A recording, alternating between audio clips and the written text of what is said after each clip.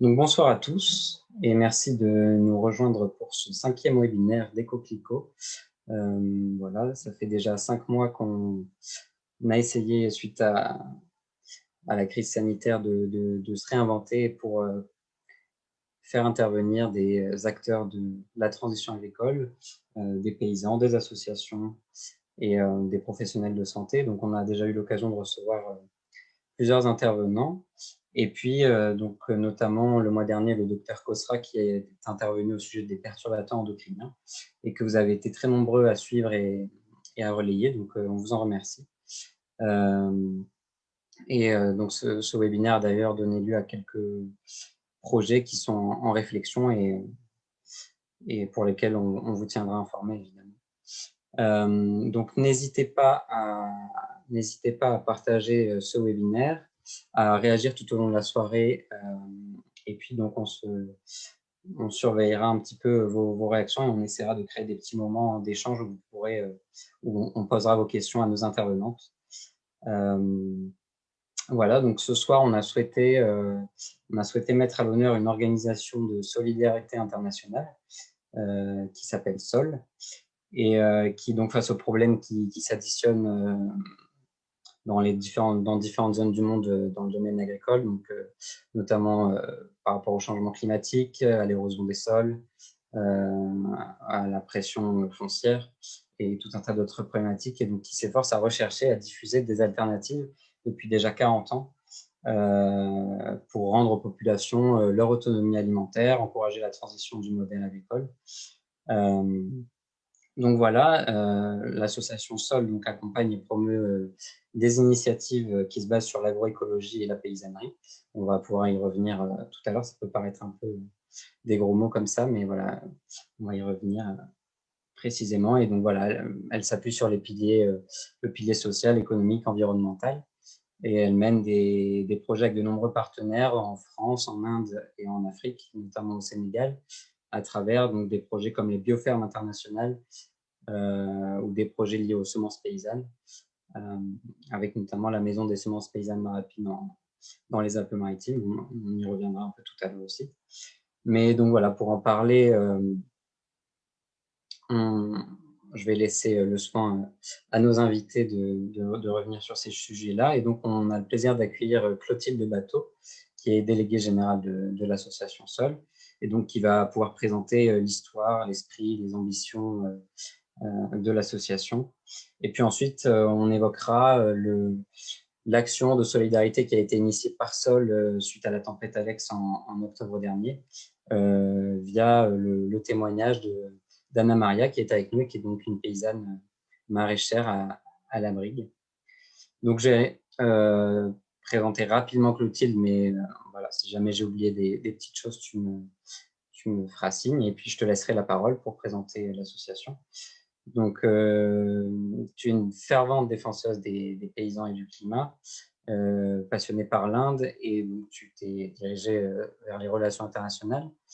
Tu as passé plusieurs années sur le terrain pour réaliser des missions de développement rural notamment.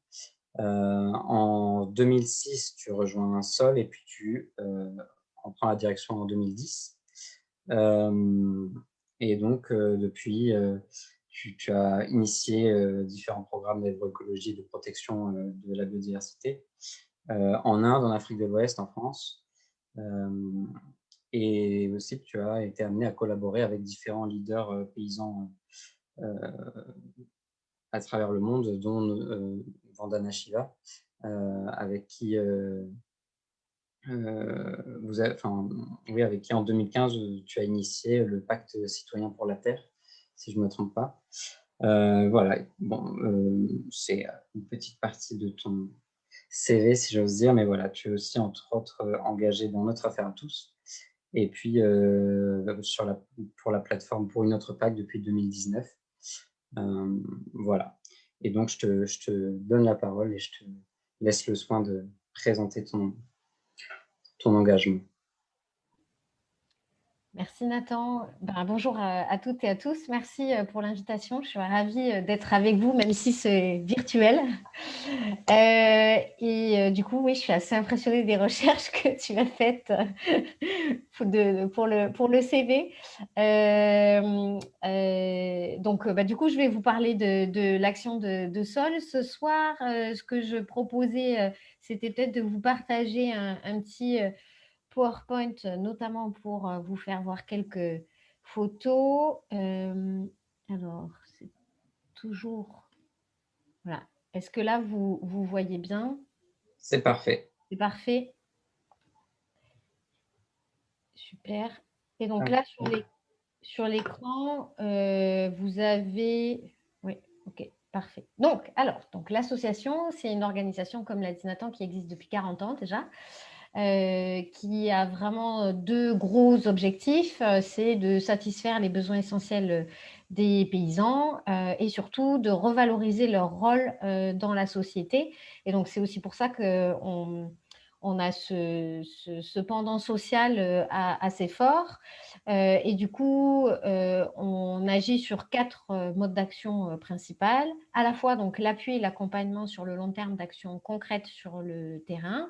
Et ce qui est important, c'est que notre démarche, elle se base uniquement en partenariat avec des partenaires locaux, en partant vraiment de la demande locale, des savoir-faire locaux, c'est-à-dire que on ne va pas aller implanter une technologie française en Afrique de l'Ouest ou en Inde. On part vraiment des savoir-faire traditionnels de chacun des paysans et paysannes avec lesquels on travaille.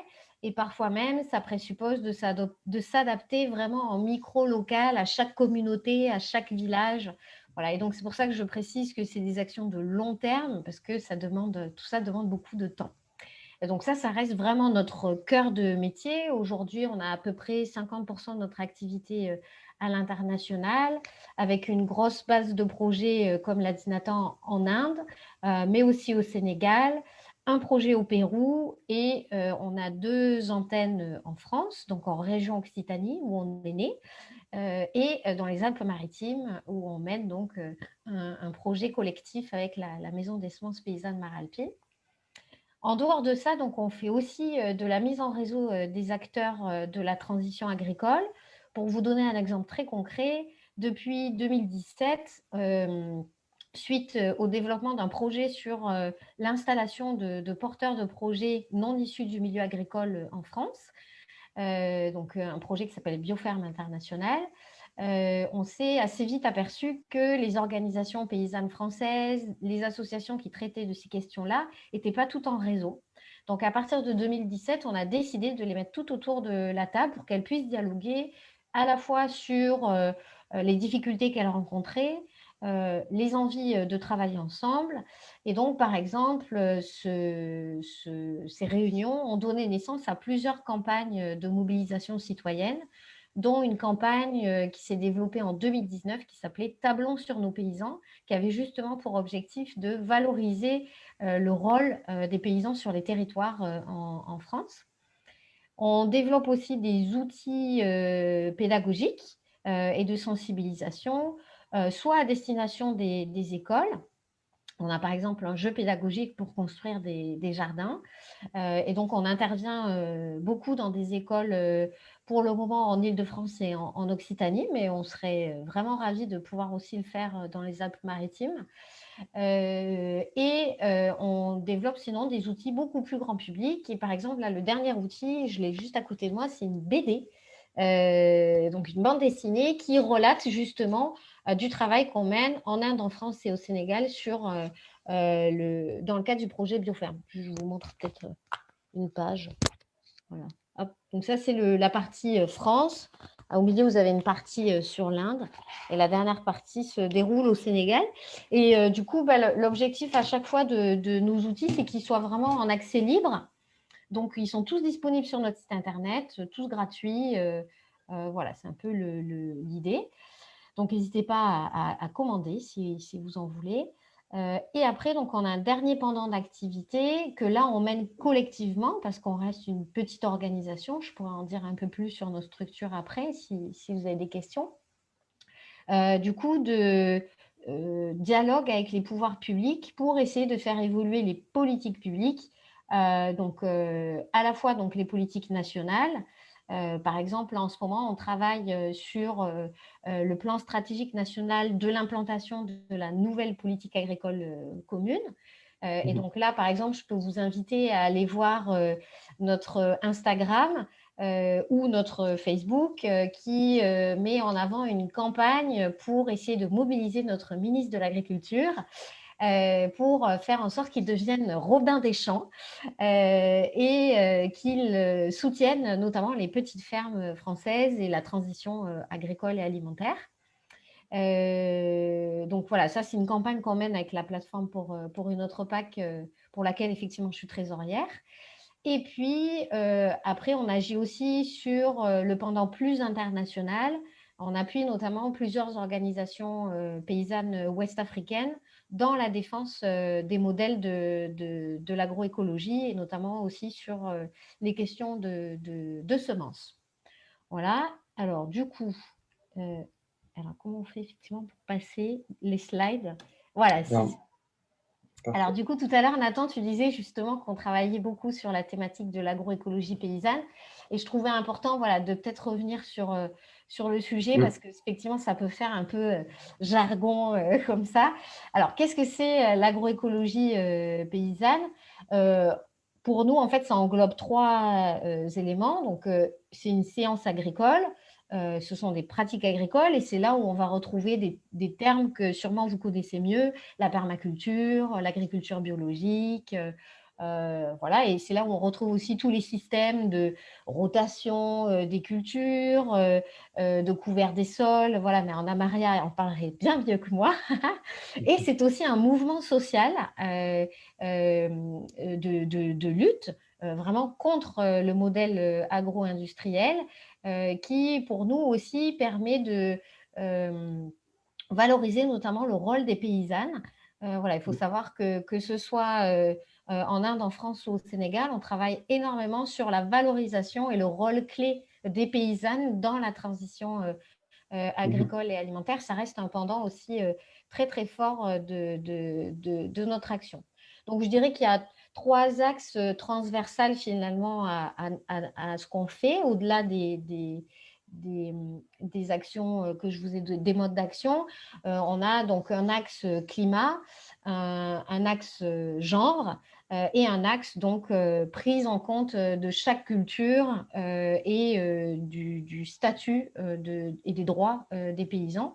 Et donc, par exemple, dans ce cadre-là, on a travaillé de manière collective, aussi encore avec d'autres organisations, à faire en sorte que l'ONU reconnaisse notamment la Déclaration internationale des droits des paysans qui a été actée il y a 2 ans maintenant. Voilà ce que je peux dire. Et du coup, je vous ai mis quelques photos en action. Peut-être je peux commenter la photo qui est tout à gauche où on voit tout un tas de personnes en train de toucher la terre, parce que c'est une photo qui représente bien notre manière de travailler. C'est un échange paysan qu'on a organisé il y a maintenant une petite année et demie en Inde, donc sur la ferme de Navdanya, notre partenaire local, qui est donc l'organisation co-créée par Vandana Shiva. Si vous voulez d'ailleurs que je vous en dise plus sur Vandana Shiva, c'est aussi avec plaisir. Et comment on travaille avec eux, voilà, je peux aussi vous Oui, en parler. 2 mots, pourquoi pas. Alors du coup, Vandana Shiva, pour ceux qui ne la connaissent pas, c'est une écoféministe reconnue internationalement pour son travail contre Monsanto. Elle a notamment permis la non-implantation des OGM en Inde. Bon, il y a quand même des OGM en Inde, notamment le coton. Mais en tout cas, voilà, à chaque fois que d'autres OGM essayent de s'implanter dans le pays, elle fait partie des personnes qui font en sorte qu'ils n'arrivent pas. Et à l'échelle indienne, elle a donc développé une organisation qui s'appelle Navdanya et qui a pour objectif de développer des maisons de semences partout en Inde en à la fois revalorisant le rôle de ce qu'elle appelle des gardiennes de semences, donc des paysannes qui ont ce savoir-faire traditionnel qu'elles se transmettent de génération en génération à travers tout le pays. Et donc, ça a effectivement un double objectif. Ça revalorise leur rôle au sein de leur famille et de leur communauté, mais ça permet aussi une souveraineté alimentaire des paysans et qu'ils soient plus dépendants soit effectivement des OGM qui sont déjà implantés, soit des semences hybrides et qui ont donc un coût d'achat chaque année. Et donc, sur cette ferme, il y a une petite année et demie, on a fait se rencontrer des paysans sénégalais issus du projet Bioferme, des paysans français issus du projet Bioferme et des paysans indiens, que donc vous voyez un peu sur toutes ces photos, qui ont pu à la fois échanger sur leur savoir-faire technique.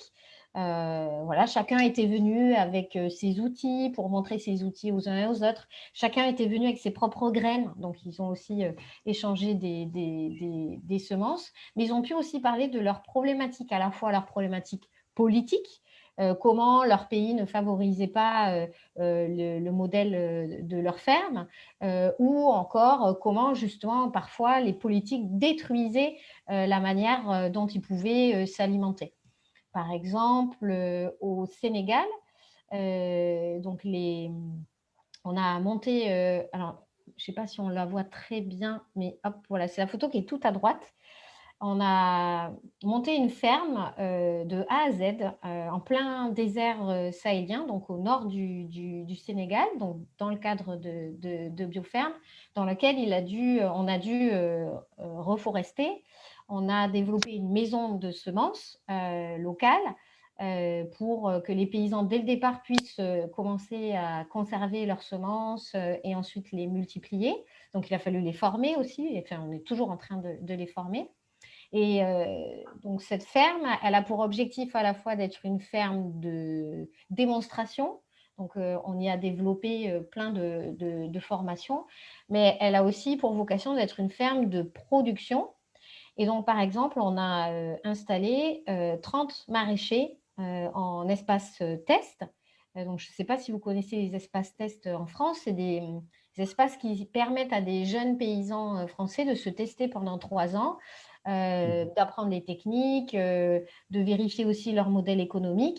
Et donc, la particularité au Sénégal, c'est qu'ils pourront rester sur ces terres définitivement pour pouvoir complètement développer leur activité économique. Et donc, ces paysans, ils sont allés en Inde, ils ont quitté leur pays pour la première fois pour aller à la découverte d'une autre culture, d'autres manières de faire.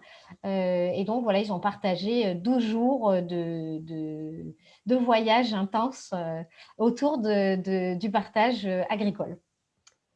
Voilà. Je ne sais pas, peut-être vous avez déjà des questions? Alors, non, pas de questions encore pour le moment. Bah, tu peux continuer un petit peu Ok, ça sur marche. le diapo. Ouais. Alors après, du coup, je voulais peut-être, du coup, avant de parler de la maison des semences paysannes Maralpine, je peux peut-être vous parler de la partie française de Bioferme. Donc, la partie française de Bioferme, comme je vous disais, elle a vocation à installer des nouveaux paysans non issus du milieu agricole. Du coup, depuis 2015, on a développé un parcours de formation avec d'autres organisations paysannes. Hein. Comme vous l'aurez compris, on travaille beaucoup collectivement. Donc, on travaille notamment dans le cadre de ce projet avec Terre de Liens, donc dans la recherche du foncier, avec les ADR. Vous en avez une dans les Alpes-Maritimes. Alors, nous, on travaille particulièrement avec des ADR de la région Occitanie.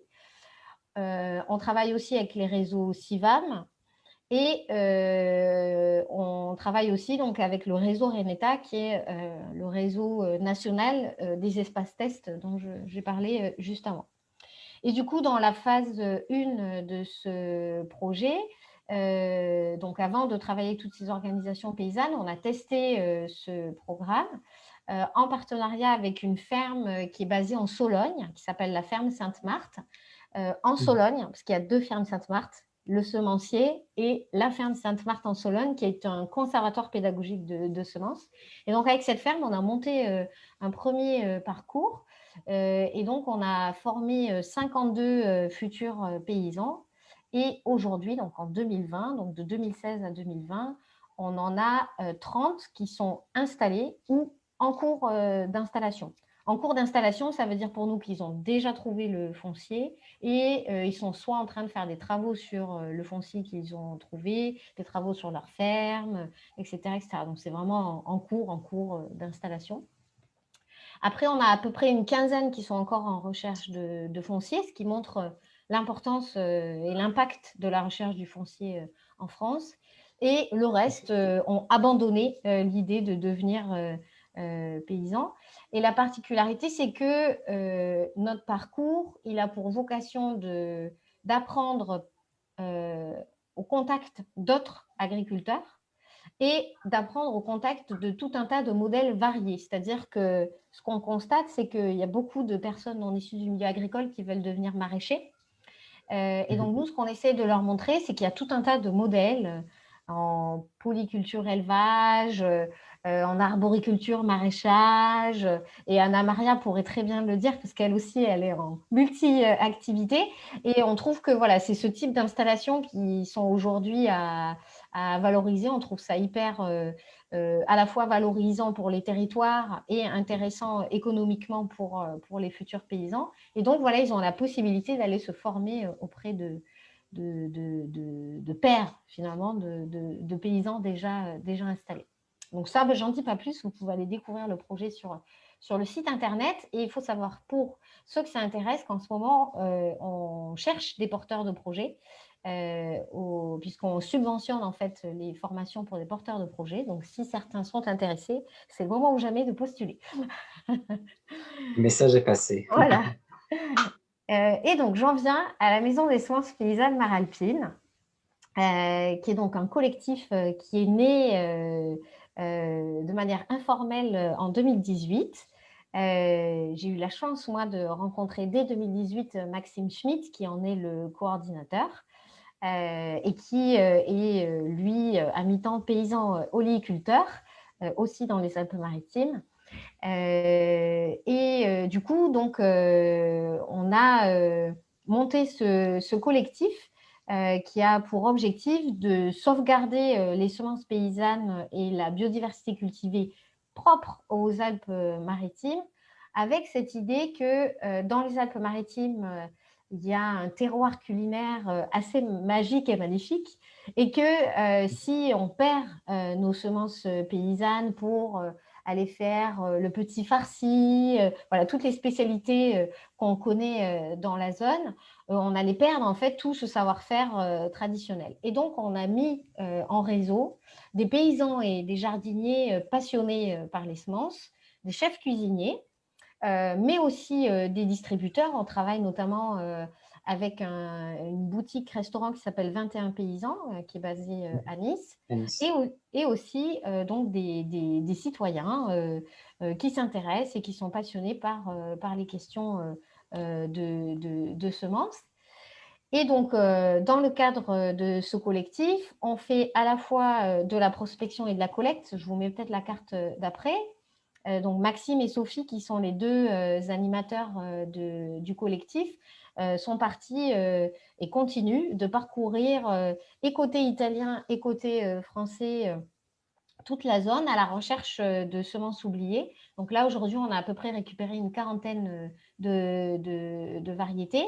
Et ensuite, on a donc 22 paysans et jardiniers qui s'investissent pour les conserver, les multiplier et les sélectionner pour qu'elles soient de la meilleure qualité possible, puisque la vocation de la Maison des semences paysannes Maralpine, c'est vraiment ensuite de pouvoir fournir des semences paysannes à la fois bien sûr aux particuliers, mais aussi et surtout aux paysans pros, et que donc ils puissent eux les utiliser et que ces semences-là elles soient suffisamment performantes. Et donc pour ça, on travaille aussi avec deux organismes de recherche, avec deux chercheuses, une qui est issue de l'Université catholique de Louvain et une du GRAB, le groupe de recherche en agriculture biologique qui est basé à Avignon, qui nous aide donc à travailler à la fois donc, sur l'amélioration de la sélection de ces semences, mais aussi à identifier les freins et les leviers pour que le maximum de paysans marlepins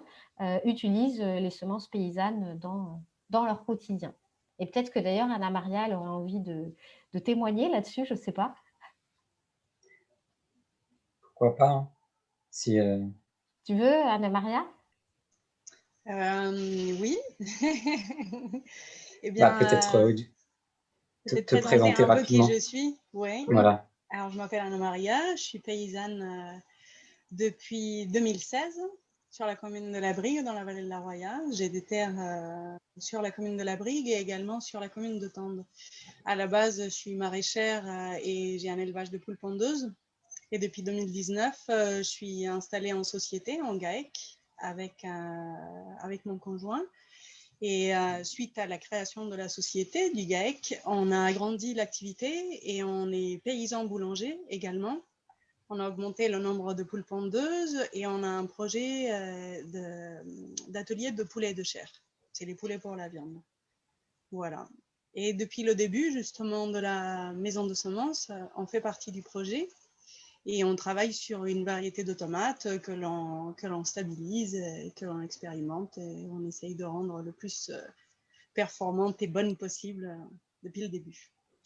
Voilà. très bien, merci. Mmh. On aura l'occasion de revenir sur votre témoignage tout à l'heure. Alors, je me retourne un peu vers Valérie. Je ne sais pas s'il y a des premières questions qui sont arrivées. J'en profite qu'on ait un petit moment d'entre-deux. Alors, nous avons une question sur plutôt la première partie, Clotilde. On nous demande ce que tu entends par souveraineté à propos de l'Inde. Alors, globalement, la souveraineté alimentaire, alors c'est une définition pas du tout de sol, hein, c'est une définition générale, c'est le droit de chaque peuple de pouvoir se nourrir par lui-même et pour lui-même. C'est-à-dire qu'il est à la fois ni dépendant d'aide extérieure, donc là c'est ce qu'on appelle la sécurité alimentaire, il est en capacité de se nourrir dans son quotidien, mais il est aussi en capacité de choisir son mode de consommation, son mode d'alimentation. Et donc, par exemple, pour les pays du Sud, hein, pas seulement pour l'Inde, mais aussi pour l'Afrique de l'Ouest ou encore l'Amérique du Sud, les accords de commerce, mais aussi la colonisation, qui aujourd'hui est toujours présente, hein, on parle beaucoup de néocolonialisme, ont fait que et font que à la fois les habitudes alimentaires ont été modifiées. Pour donner un exemple très concret, on travaille en fait beaucoup en Afrique de l'Ouest parce que les Ouest-Africains consomment énormément de pain à base de blé qui ne pousse pas en Afrique de l'Ouest. Et donc, ils s'endettent énormément pour faire venir du blé chez eux au déprofit de leurs semences locales, que sont le mil, le maïs, le manioc, enfin voilà, tout un tas d'autres semences ou d'autres céréales. Et outre les habitudes alimentaires qui sont héritées de la colonisation, les accords de libre-échange ou les accords agricoles, notamment donc la politique agricole commune, favorisent ces importations massives de blé, puisque en fait, ils sont comment dire, appuyés par les politiques commerciales et donc subventionnés. Et donc, ils arrivent moins cher sur les territoires ouest-africains et viennent concurrencer de manière extrêmement déloyale les productions locales. Et alors, en plus, c'est une distorsion commerciale qui est assez incroyable, puisque ça vient défavoriser la souveraineté alimentaire et donc la capacité des peuples ouest-africains à se nourrir, mais ça vient aussi casser la souveraineté alimentaire de nos paysans français, puisqu'en fait, ce sont les distributeurs qui choisissent les prix et qui font en sorte, pour s'en mettre un maximum dans les poches, d'acheter le prix des céréales, donc du blé, pour notamment la France, ou du lait, hein, ça marche aussi pour les questions laitières, au plus bas prix possible. Et c'est là aussi qu'on arrive à des situations en France dramatiques, puisque c'est vrai que je ne l'ai pas dit, hein, mais à la base, pourquoi on a décidé de se lancer dans cette aventure il y a 40 ans, c'est parce que les paysans, ils souffrent de la faim enfin, ils souffrent de la faim, c'est les premières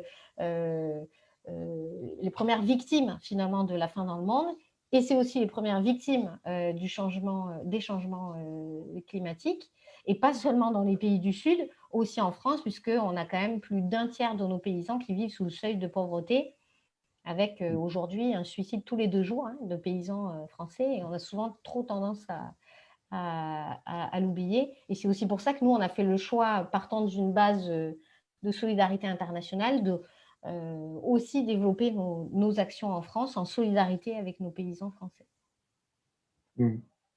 Très bien, merci. Moi, j'avais juste une toute petite question avant qu'on passe à la suite.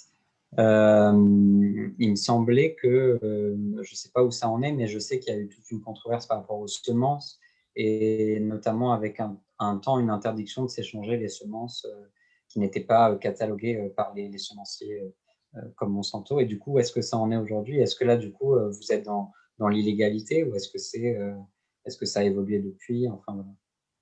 Alors, les lois sur les semences sont extrêmement complexes en Europe. C'est beaucoup plus facile en Inde, parce que le catalogue en Inde n'existe pas. Donc, c'est aussi pour ça qu'on arrive à mieux combattre l'arrivée des OGM en Inde, ce qui n'est pas le cas en Afrique de l'Ouest. C'est très, très compliqué. Donc, côté français, enfin côté européen, hein, même, hein, quand je dis la France, forcément avec l'Union européenne, ça concerne tous les pays européens. Il faut savoir qu'il y a 2 pendants. Il y a l'utilisation des semences paysannes par les particuliers et l'utilisation des semences paysannes par les professionnels. Donc, aujourd'hui, pour les particuliers, vous avez complètement l'autorisation d'échanger vos semences et d'acheter vos semences chez tout un tas de semenciers bio, hein, idéalement, on choisit semencier bio. Donc, voilà, c'est complètement possible. Pour les professionnels, c'est un peu plus complexe. Ce que dit la loi, c'est qu'un maraîcher, puisque ça va concerner les maraîchers, n'ont pas le droit de se partager des semences et de vendre des semences paysannes qui ne sont pas inscrites au catalogue. Sauf qu'en fait, on utilise alors, ce n'est pas des flous juridiques, hein, parce que c'est dans le code rural, c'est-à-dire qu'on a le droit, par l'expérimentation, et c'est aussi pour ça qu'on travaille avec des chercheuses, de créer des groupes de paysans qui sont en capacité, au sein de leur activité professionnelle, d'échanger, de tester, de multiplier, de partager. Sachant qu'une fois que, et peut-être que Anna Maria, pareil, pourra en parler bien mieux que moi, hein, une fois qu'on a des semences paysannes chez nous, qu'on fait pousser nos légumes à base de semences paysannes, on a droit de vendre nos légumes issus de semences paysannes. Voilà, c'est là où c'est vrai que c'est assez complexe. Et d'ailleurs, pour ce faire, je peux peut-être vous le repartager. On a créé une infographie explicative là-dessus, que vous pouvez retrouver sur notre site internet, mais comme ça, je vous la montre rapidement. Voilà. On peut rappeler le site, je crois que c'est sol-asso.fr. Oui, voilà, c'est sol-asso.fr. Voilà, donc ça, c'est une infographie qui explique, bon là, elle n'est pas zoomée, mais qui explique voilà, ce qui est interdit et ce qui ne l'est pas. Mais c'est vrai voilà, que c'est un sujet assez complexe. Effectivement. Mais merci en tout cas pour l'éclaircissement. Et du coup, je ne sais pas où tu en étais par rapport à ton diapo. Mais, du coup, si vous voulez, on peut parler de la tempête Alex. Hein. Très bien, très bien. Donc voilà, peut-être tu peux l'introduire. Oui. Et comme ça, Anna Maria pourra témoigner si... Alors, du coup, je Je repars en arrière. Est-ce que je vais arriver à faire ça? Non, ça n'a pas l'air aussi. Voilà. Hop. Alors. Tac. Du coup, bah, le 2 octobre 2020, bah, vous avez forcément tous entendu parler de la tempête qui a particulièrement touché 3 vallées frontalières avec l'Italie. Après, ça y est, ça a chargé. Et du coup, assez rapidement, nous, avec la Maison des sciences paysannes Maralpine, on a essayé de savoir si il y a des organisations paysannes et ici les pouvoirs publics allaient faire quelque chose pour les paysans, notamment parce que on a beaucoup des paysans membres de la Maison des sciences paysannes Maralpine qui vivent dans ces 3 vallées.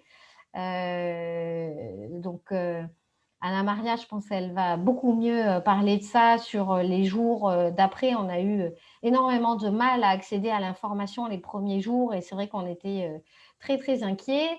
Et on a su assez rapidement que, évidemment, les agriculteurs allaient pouvoir faire appel à leurs assurances, allaient pouvoir faire appel aux aides publiques, mais que ces aides, elles allaient forcément être limitées. Et donc, on a décidé de se lancer dans une cartographie de toutes les 3 vallées. Donc, Maxime et 2 autres bénévoles de la Maison des semences paysannes Maralpine ont appelé chacun des paysans pour savoir quels étaient les dégâts, est-ce qu'ils avaient fait appel à des assurances, est-ce qu'ils allaient avoir des aides publiques, etc. Et on a lancé donc extrêmement rapidement un appel urgent national qui a été relayé donc, par tous les membres de la Maison des semences paysannes Maralpine. Hein. C'est vrai, je ne l'ai pas dit, mais on a plusieurs organisations paysannes de la région qui en sont membres, l'ADER des Alpes-Maralpines, le réseau AMAP de Provence, le GAB, donc Agribio 06, l'ADR 06. Et donc, voilà, ils ont tous relayé. On a été face vraiment à une très, très belle solidarité, puisqu'on a aussi des magasins locaux, notamment le magasin Biocoop de Vence, qui a fait une levée de fonds, le réseau Semences Paysannes National, qui a fait aussi une levée de fonds, des entreprises, notamment Terdoc, qui est basée en PACA. Et du coup, donc, ça nous a permis de lever 37 000 € et un peu plus, qui vont permettre de toucher 14 fermes. Alors, la bonne nouvelle depuis, c'est qu'en fait, on va toucher 15 fermes, parce qu'on a reçu 2 500 € de dons supplémentaires depuis. Mais voilà, l'infographie était déjà faite. Et donc, du coup, on a essayé, voilà, en fonction de la cartographie, de toucher ceux qui allaient avoir le moins d'aide publique et qui pouvaient bénéficier oui, globalement, c'est ça, voilà, de moins d'aide.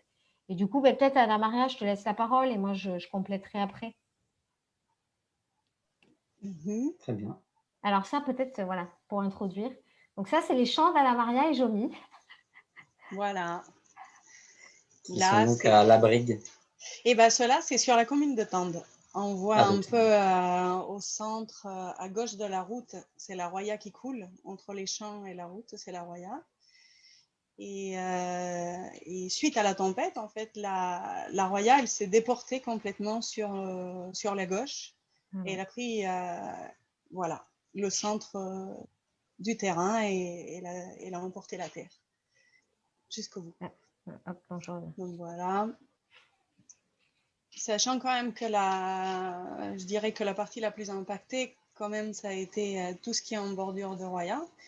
Nous, notre village, il est pas en bordure de Roya, la Brigue. Il y a eu il y a aussi des dégâts, mais beaucoup moins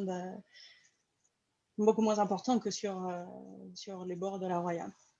Donc nous, en fait, comme on est paysans sur les 2 communes, on a eu la chance, du coup, on a la chance d'avoir une partie de notre activité qui, du coup, n'est pas impactée directement parce que nos animaux sont dans leur parcours, où il n'y a pas eu d'impact. Il y a une partie où on a toute la partie maraîchage diversifié qui du coup est sur la brigue, donc on pourra continuer à le faire. Mais en revanche, sur la commune de Tende, concrètement, les terres que vous avez vues, elles sont inexploitables.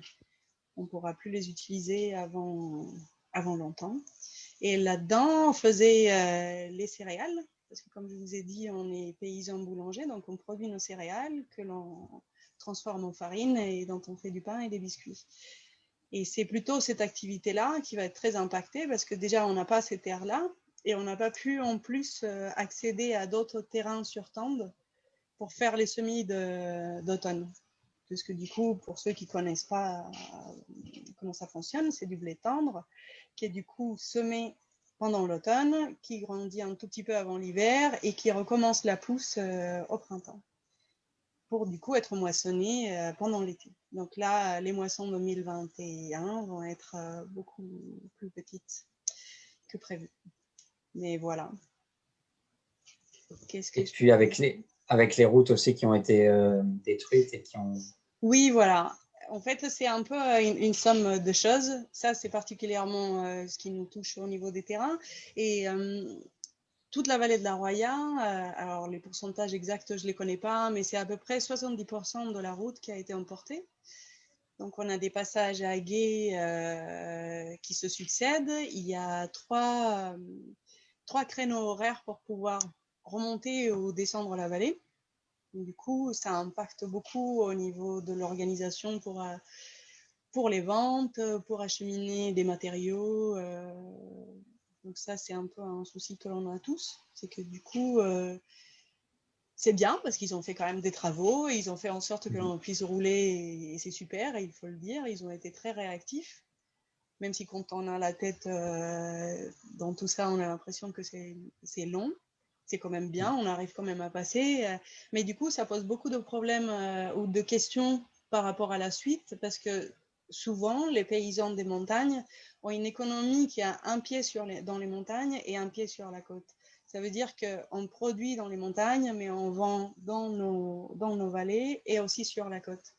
Le fait de ne pas avoir la possibilité de descendre, on n'a pas pu le faire pendant l'automne et l'hiver. Ou alors par les montagnes, on est passé du coup par les montagnes pour aller en Italie, puis revenir du côté de Vintimille, donc c'était très très long.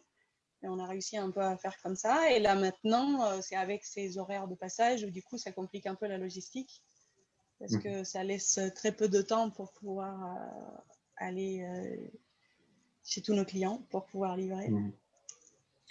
Et concrètement, les conséquences, les pertes, et pour vous, pour la ferme, c'est quoi, même pour l'avenir, enfin, comment ça va vous ralentir ou vous... On a ce que l'on peut chiffrer, ça veut dire le matériel, le manque à gagner. Il y a des choses qui peuvent être prises en partie prises en compte par les assureurs. Donc nous, nos assureurs, ils ont été très réactifs et on a eu un dédommagement par rapport aux pertes matérielles. On a perdu par exemple la moissonneuse batteuse qui était sur la photo où il y avait les céréales. Donc nous, on va pouvoir investir un peu dans le matériel qui a été endommagé ou perdu. Mais après, ce qui complique la chose, c'est concrètement, pour nous, c'est le foncier. C'est que du coup, trouver des terres, souvent les belles terres arables les étaient en bord de Roya, c'est elles qui sont parties à Vintimille, dans la mer. Et du coup, retrouver des terres, c'est très compliqué parce qu'il y a déjà la géographie qui fait que c'est compliqué. Et puis après, il y a un problème qui est un problème général et que je pense est un problème mondial, c'est l'accès à la terre. Et du coup, accéder à la terre, pouvoir la louer, pouvoir l'acheter, c'est un combat un peu de tous les jours. Et ici, en région PACA, on a vraiment... compliqué. Ouais, on a vraiment des soucis à ce niveau-là. Donc, on reste quand même... disons que selon les personnes, on reste quand même assez réactif et assez optimiste. Je fais partie de ces gens-là. Je me dis que quand même, on fait un métier qui a beaucoup de sens pour nous et qui, on trouve, du sens pour la planète en général. Mais c'est un travail de fourmi. Là, on essaye de trouver des terres sur la commune de Sospel parce qu'il y a des terres qui sont relativement disponibles. Qui sont sur l'ancien golfe, c'est ça? Voilà, qui sont en vente depuis très longtemps, mais c'est des terres qui sont hors de prix pour nous. Enfin, ça coûte plus d'1 million d'euros. Concrètement, si on avait 1 million d'euros à investir dans de la terre, je ne sais pas si on ferait de l'agriculture. J'espère que oui, mais bon. Du coup, là, on cherche des partenariats. On travaille sérieusement avec la Chambre d'agriculture, avec la SAFER, qui gère du coup les terres pour le compte de l'État, avec également la CARF au niveau de Montagne, pour voir si notre projet, qui se veut également collectif, parce que l'idée, c'est de pas d'avoir les terres que pour nous. On s'est dit qu'on a monté un projet avec 2 autres agriculteurs. Donc, on serait 3 à être intéressés par pouvoir travailler sur ces terres-là. Mais voilà, il n'y a pas d'exclusivité qui nous est réservée et puis on n'a pas la certitude que ça puisse fonctionner. En tout cas, ce qui sauve notre ferme en partie par rapport aux pertes que l'on a eues, c'est qu'on est une ferme pluri-active. Je ne sais pas si le terme existe, mais en tout cas, l'idée c'était ça, c'est de chercher le plus d'autonomie possible dans nos activités et également avoir la capacité de rebondir si on avait des soucis dans l'un ou l'autre des ateliers. Peut-être qu'on appelle ça de la résilience, mais l'idée, c'est justement d'avoir la capacité de rebondir et de changer selon ce qui arrive.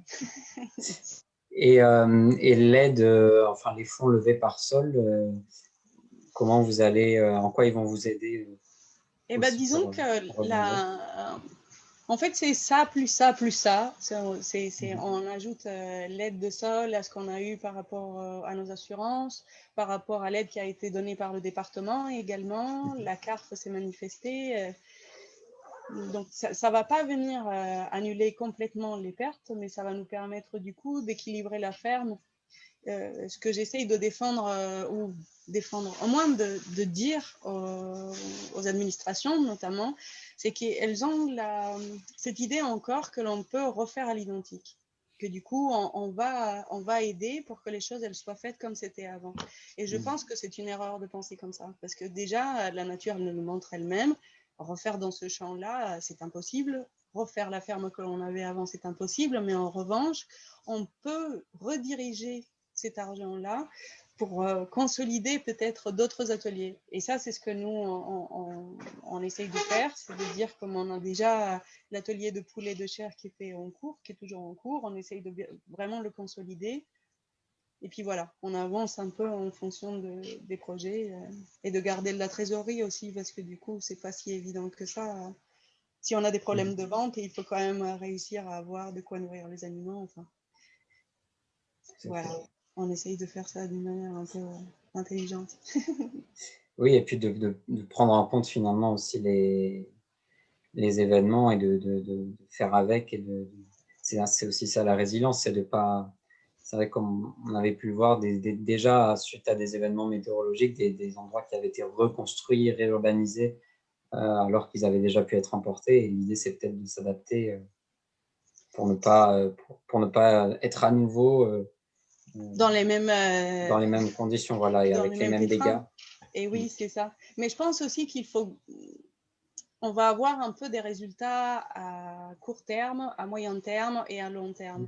Parce que du coup, se reconstruire dans le concret, il n'y a pas que les agriculteurs qui sont dans ce cas-là, il y a les habitants, il y a les commerçants, il y a les soignants, il y a tout le monde qui, sur ce point-là, on est à égalité. Du coup, on a trouvé des solutions immédiates, on construit le court terme et puis ça va avoir des répercussions sur plusieurs années.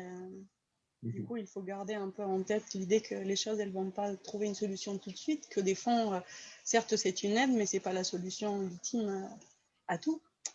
Mais ça aide, et c'est important.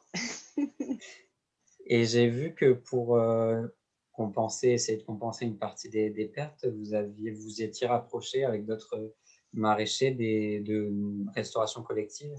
Est-ce que ça a porté ses fruits? Eh bien, c'est pas si facile que ça. En fait, la particularité, je pense, du département des Alpes-Maritimes et surtout des fermes dans les montagnes, c'est qu'on est saisonnier. Donc, on a toute la production végétale, en tout cas, qui arrive plus ou moins au même moment. Et ça ne correspond pas forcément au calendrier des scolaires. Donc, il y a déjà des soucis de calendrier qui changent. Et puis après, c'est une question un peu de volonté. Il y a une façon de fonctionner qui est établie par les communes, par les régions, et dans lesquelles il faut pouvoir rentrer. Mais il y a aussi la volonté des restaurations collectives d'avoir des produits qui sont un peu différents de ce qu'ils ont l'habitude d'avoir. Ça veut dire peut-être avoir une carotte qui est un peu plus sale ou à éplucher. Et du coup, il faut que c'est plutôt des volontés, on pense les volontés des cuisines et des écoles et des collèges qu'il faut un peu sensibiliser, parce que finalement, la question de l'alimentation, c'est un travail de fourmi. On pense qu'on est tous d'accord, et ce soir, je pense qu'on est très intéressés par la question, mais il y a plein de gens qui ne se posent pas la question. Et du coup, il faut arriver avec des projets, avec l'envie d'être un peu pédagogue, et puis quand même avoir le sens du commerce pour essayer de leur dire aussi qu'il y a un avantage à avoir du local, du frais. Et du coup, il y a des gens qui ont répondu. Il y a des écoles, des collèges notamment, qui ont répondu positivement à notre appel, et d'autres qui n'ont pas donné suite. Du coup, voilà, on va voir un peu comment ça se passe.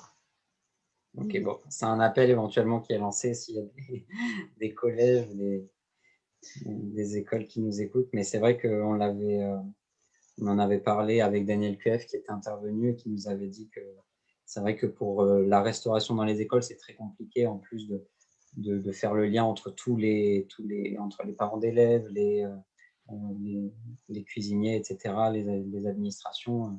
Et des fois, il y a des parents qui sont un peu réfractaires ou qui se posent des questions, qui n'ont pas envie qu'on leur dicte aussi des fois comment leurs enfants doivent manger. Il y a quand même une question de volume, hein, parce que même si nos fermes, après, oui. Enfin, la taille de nos fermes, les choses sont réellement pas comparables. La taille d'une ferme qu'il peut y avoir, je sais pas, en Seine-Maritime, n'est pas la même du tout que ce qu'on peut avoir ici. Du coup, avoir la capacité de fournir, il faut juste qu'il fasse une toute petite place à une production locale qui va venir ponctuellement pendant quelques mois. Et ça demande beaucoup de logistique. Mais voilà, j'espère qu'on arrivera petit à petit, avec les portes qui s'ouvrent maintenant, à sensibiliser. Et une fois qu'ils auront goûté à un nouveau légume, un nouveau produit, peut-être que ça parlera par eux-mêmes. Complètement. Merci beaucoup en tout cas pour ce témoignage. Valérie, je me retourne vers toi pour savoir s'il y a quelques questions éventuellement. Oui, merci. Des internautes. Merci à Anna-Maria pour son témoignage et son énergie. Et comment dirais-je, il y a des personnes qui ne connaissaient pas Sol, donc qui sont très contents de découvrir. Et là, nous avons juste quelqu'un qui mentionne des espaces tests dans les Hauts-de-France, une association qui s'appelle À Petits Pas, qui accompagne les maraîchers et autres avec le SIRET de l'association avant une installation définitive à Avesnes-sur-Helpe dans le Nord. Voilà, quelqu'un qui avait envie de faire un petit coucou, donc qui est avec nous des Hauts-de-France, si je comprends bien. Voilà. Et voilà, écoutez, pour l'instant, je vous redonne la parole. D'accord. Est-ce que Clotilde, tu avais encore des points à évoquer concernant peut-être des projets de Sol peut-être je peux compléter ce que Anna-Maria Complètement, oui. a dit aussi. C'est-à-dire qu'on a laissé vraiment chaque paysan et paysanne libre de choisir ce qu'il voulait faire avec l'aide, puisque on est parti du principe que voilà, il fallait les laisser libres de choisir aussi au vu de la difficulté de la période. Je trouvais hyper intéressant ce que Anna-Maria elle disait, et de rappeler que on a fait le choix justement de toucher uniquement des petites fermes, parce que effectivement on pense que ce sont ces modèles-là qui permettent de s'adapter, pas seulement aux crises climatiques, mais aussi aux crises sanitaires. Voilà, c'est vrai qu'on vit quand même une période un peu folle là depuis une année. Et quand même, ce qu'on constate, et pas seulement en France, hein, mais aussi dans les autres pays dans lesquels on travaille, c'est que nos petites fermes, elles sont beaucoup plus résilientes, beaucoup plus solidaires, en cas de crise X ou Y. Et ça, je trouve que c'est hyper important de le rappeler parce que justement, elles sont en capacité de se réinventer, de s'adapter, de changer de modèle. Et par exemple, on a un des paysans, Robin, qui est, lui, à Saint-Martin de Vésubie. Il est éleveur et maraîcher. Donc, lui, par exemple, il va investir dans la fabrication d'une pépinière qui va lui permettre justement d'utiliser beaucoup plus de semences paysannes qu'il ne le fait aujourd'hui. Et donc, de participer à la fois au développement du collectif, de pouvoir conserver, mais ça veut aussi dire qu'en cas de catastrophe, il sera aussi plus en capacité d'être résilient.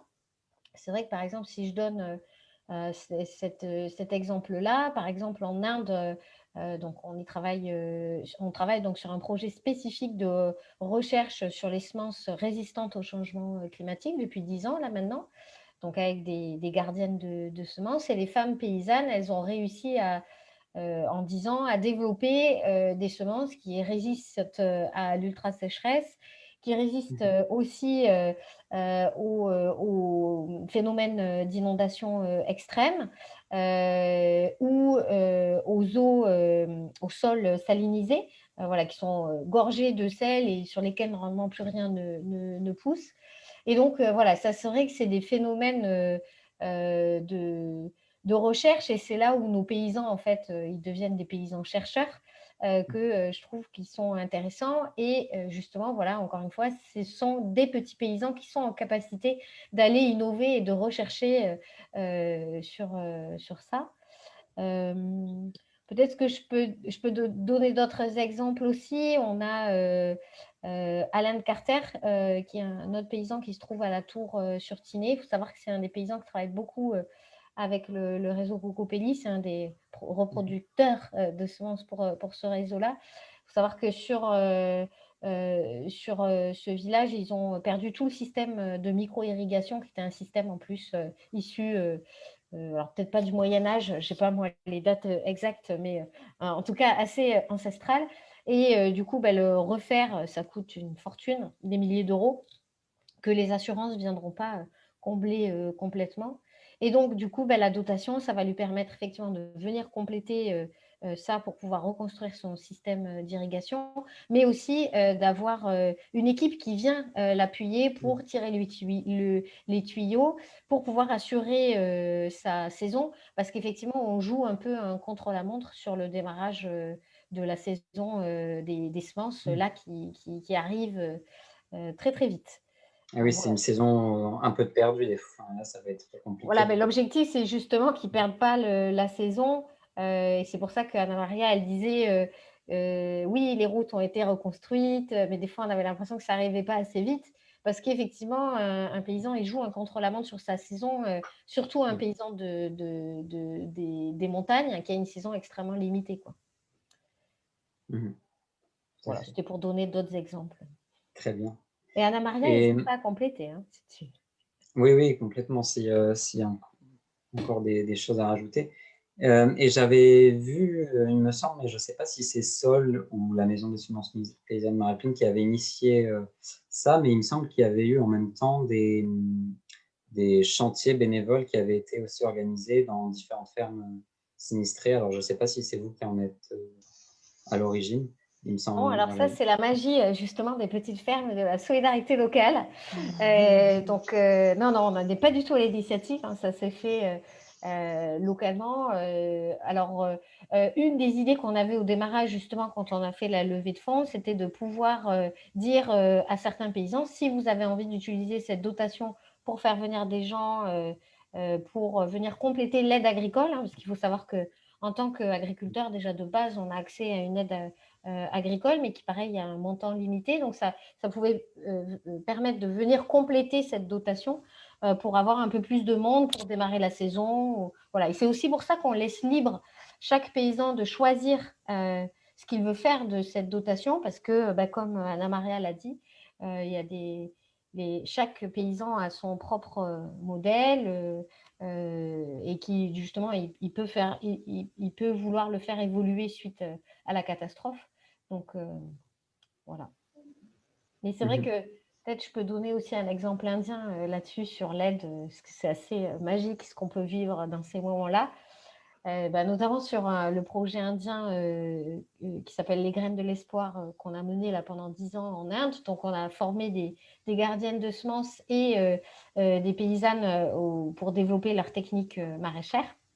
Donc, on est passé sur des fermes où il y avait en moyenne 3-4 variétés de légumes, parce que c'était des fermes qui étaient plutôt des fermes céréalières à 25 à 27 variétés de légumes, toutes issues de semences paysannes. Donc, outre la magie du développement de la biodiversité locale, les femmes, en fait, elles ont commencé à générer de plus en plus de surplus. Au lieu d'aller les vendre sur les marchés locaux, en fait, de manière assez naturelle, elles les ont redistribués à leurs voisines qui n'avaient pas participé aux formations et aux projets. Et du coup, ça a eu un véritable effet très positif, parce que du coup, les femmes ont découvert ces nouveaux légumes. Elles se sont dit, mais comment tu as fait pour avoir autant de légumes dans ton jardin? Ah, mais moi aussi, je veux participer aux formations. Du coup, elles sont allées demander à participer aux formations. Et donc, ça a eu un effet vraiment démultiplicateur. Et puis finalement, souvent ce que je dis, c'est qu'elles ont fait les incroyables comestibles naturellement, directement dans leur village, quoi, à aller partager leurs légumes avec leurs voisins. Et j'aime bien donner cet exemple-là parce que je trouve ça formidable, quoi. Moi, je dirais que ça me fait penser à justement l'après-tempête. Donc, on était dans le nord de la vallée, on était Tende, San Dalmas et la Brigue sur un îlot. Et du coup, on a très naturellement fait un marché le dimanche qui a suivi la tempête. Donc, c'était le vendredi soir, le 2 octobre. Et le dimanche matin, on s'est retrouvés tous les producteurs sur la place du village avec la boue, tout le monde les pieds boueux, mais il y avait de quoi manger. Il y avait des légumes, il y avait du pain, il y avait des œufs, il y avait du fromage. Et les villageois, ils ont été très contents. Mais je trouvais qu'il y avait beaucoup de gens qui nous découvraient. Et nous, on découvrait aussi des personnes, on se disait, mais c'est incroyable, on habite dans des villages où on est 400, 1000 habitants à tout casser. Il y a des gens encore qu'on ne connaît pas. Et cette solidarité, déjà, ça, je pense que les catastrophes, ça nous met un peu en pied d'égalité à tous. Tout d'un coup, on est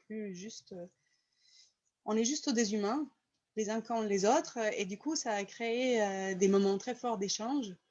Et comme on produit quand même beaucoup, à cette période-là, on a donné sur les stands de ce qu'on avait. On vendait pour les gens qui pouvaient payer au prix normal, on vendait. Ceux qui avaient peu, on donnait la possibilité de payer, de donner ce qu'ils pouvaient. Et ceux qui n'avaient pas, ils prenaient quand même. Du coup, on avait 3 fermes en un seul stand et on faisait les marchés sur Tende et la Brigue. Ça a permis du coup de pouvoir se soulager, de pouvoir se soutenir. Et puis par la suite, ça a créé des petits marchés qui sont très dynamiques. Les gens, ça ne fait pas non plus des courses de folie, mais ils participent du coup pour que nos fermes, elles continuent. Et c'est un travail d'équipe.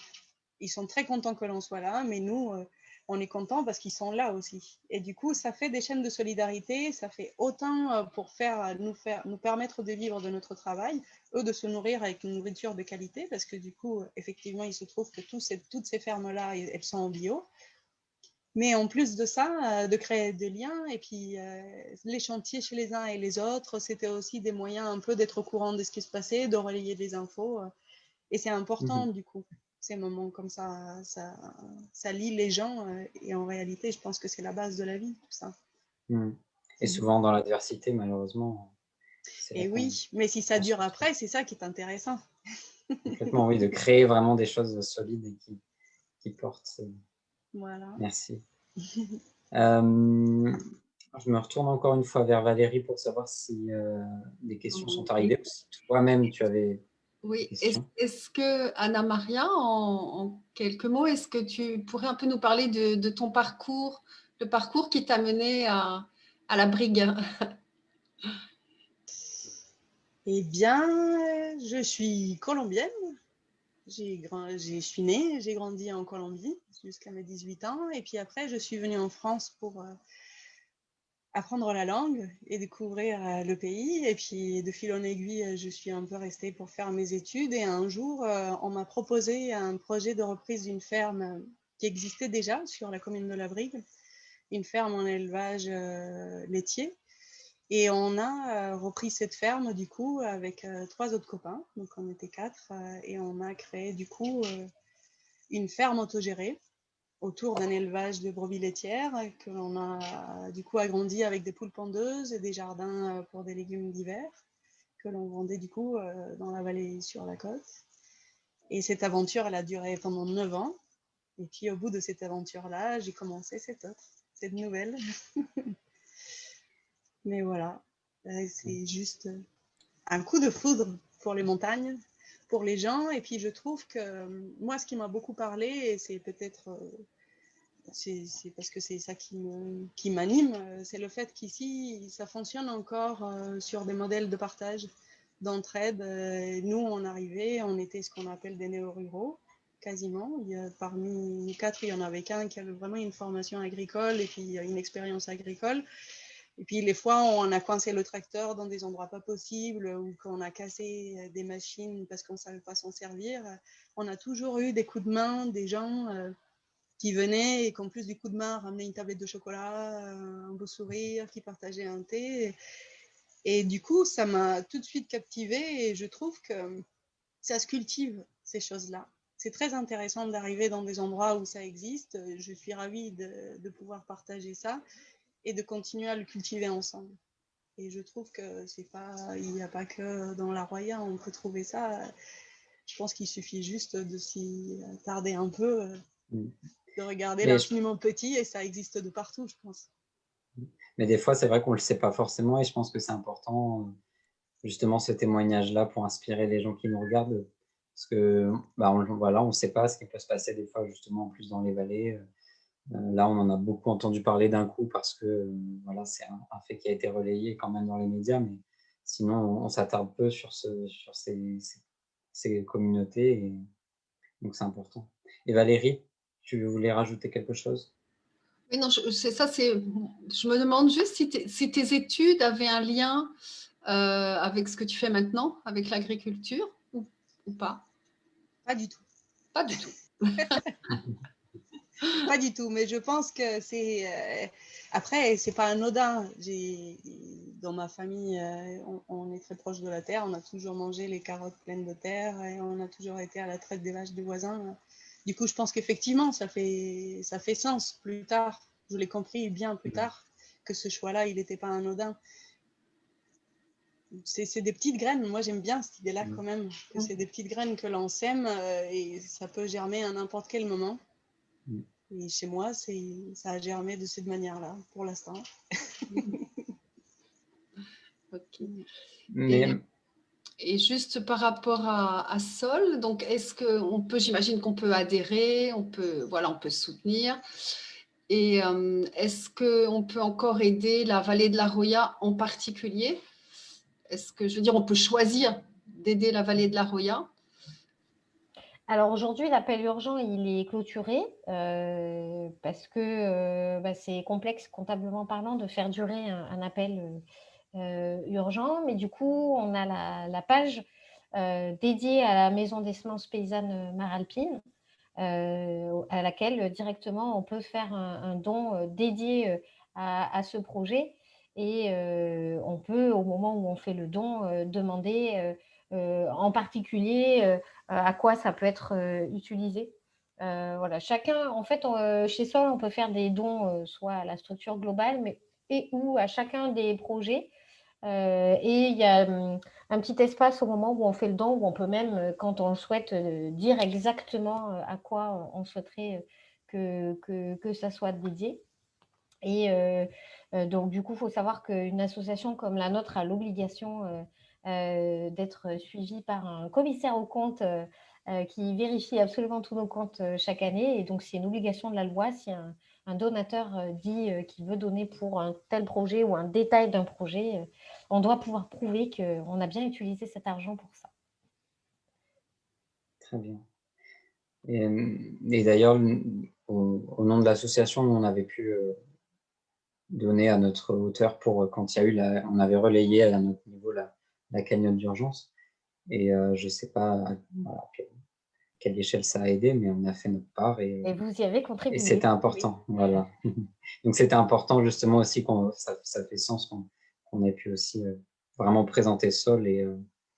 Mais par contre, moi pour rebondir sur la question précédente, je voulais te demander à toi, Clotilde, aussi, de ton côté, comment et pourquoi tu avais eu envie d'aller vers Sol, enfin comment ça s'est passé finalement, de passer de peut-être juste un intérêt pour quand même peut-être ces questions-là de relations internationales et d'en arriver à t'impliquer à ce point-là. Bah, effectivement, moi, alors, je suis tombée dans la marmite du social, puisque mon père était travailleur social à l'international. Et il s'avère qu'il travaillait beaucoup avec des mouvements paysans indiens. Et donc, j'ai eu la chance toute petite de beaucoup voyager à ses côtés, notamment en Inde.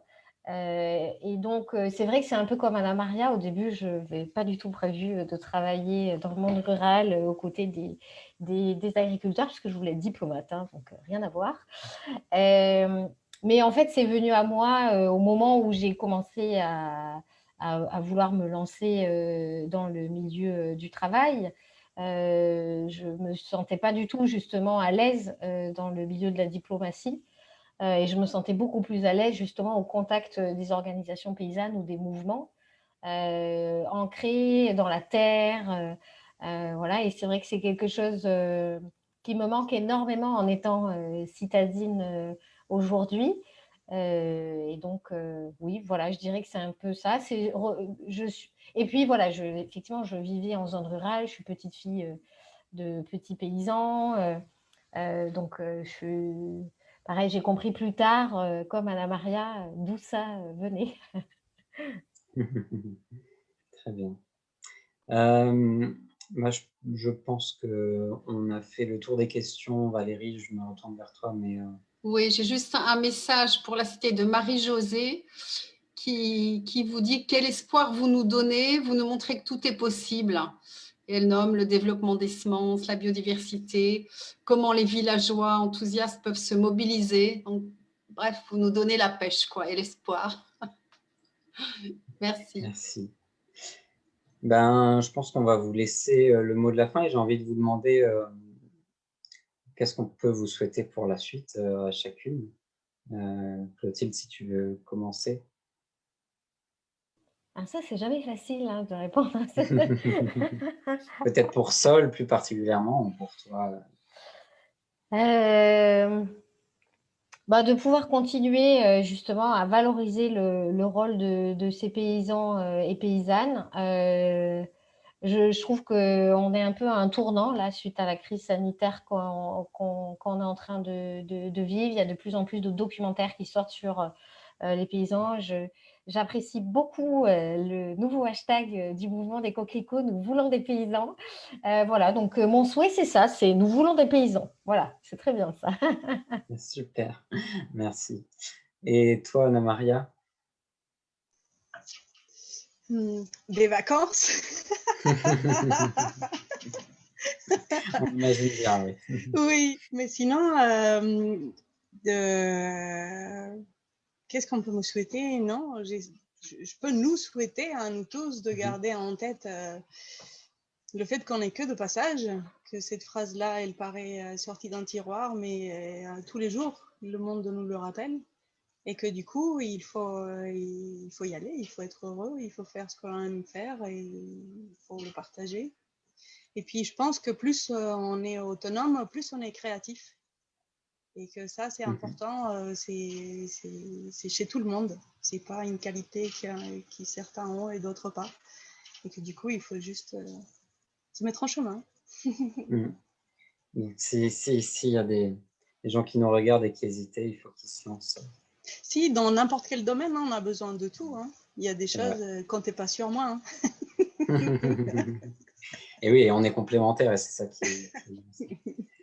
Et peut-être juste pour terminer, quand même pour te soutenir, est-ce que si des Maralpins nous regardent, ils peuvent se référer à peut-être un site ou une page? Est-ce qu'il y a un nom du GAEC ou des endroits que vous approvisionnez, des endroits où on peut acheter vos produits? Ou peut-être en direct? On travaille beaucoup avec les Biocoop D'accord, de Grasse, de Montsartou, de très bien. Nice-Nord, 21 paysans. Aller au marché, les gens, même si on n'y est pas, il y en a d'autres et c'est chouette, Mhm, les marchés. complètement. C'est chouette et c'est bon. Très bien. Ben, merci beaucoup. Je vous remercie d'avoir été avec nous et je remercie chacun et chacune de nous avoir regardés. Je rappelle que ce webinaire sera disponible de manière illimitée sur nos réseaux, sur notre chaîne YouTube et sur notre page Facebook. Vous pouvez suivre Sol sur Instagram et sur Facebook et sur leur site internet. Voilà, c'est Sol tout court ou Sol Asso pour le site internet. Et puis, on se retrouve le 2 avril, le vendredi 2 avril, pour un autre webinaire à la même heure et au même endroit. Je vous remercie infiniment et à très bientôt. Bonne soirée. Merci beaucoup Merci à et bonne tous. soirée.